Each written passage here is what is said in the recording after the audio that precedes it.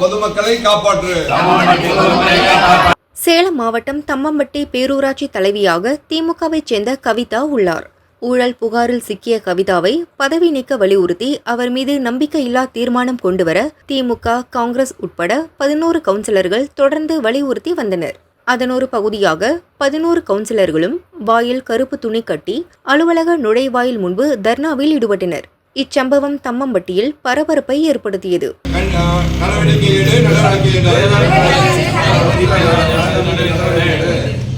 கடை வாடகை செலுத்தாத 14வது ward councillor Gandhi Nagar 2வது வார்டு இருக்குங்க. அந்த ரோடு தம்மம்பட்டி மெயின் ரோட்ல உடையபாளையம் மெயின் ரோட்ல இருந்து காந்தி நகருக்கு போற ரோடு ரொம்ப டேமேஜா இருக்கு.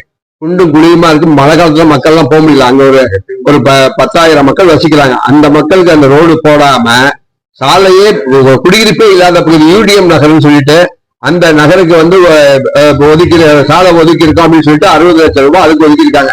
அது கொடுத்துட்டு இப்ப கொடுத்து 1 மாசம் ஆச்சு. இதுவரை எந்த ஒரு நடவடிக்கையும் எடுக்காதனால நாங்க இன்னைக்கு தர்ணா போராட்டத்துல எல்லாரும் உட்காந்துருக்கோம். 9 திமுக கவுன்சிலர், 2 காங்கிரஸ் கவுன்சிலர் எல்லாரும் உட்காந்துருக்கோம். இதுக்கு ஒரு முடிவு தெரிகிற வரை நாங்க அதிகாரிகள் பேசுறவரை நாங்க இதை விட்டு போனதா இல்லை.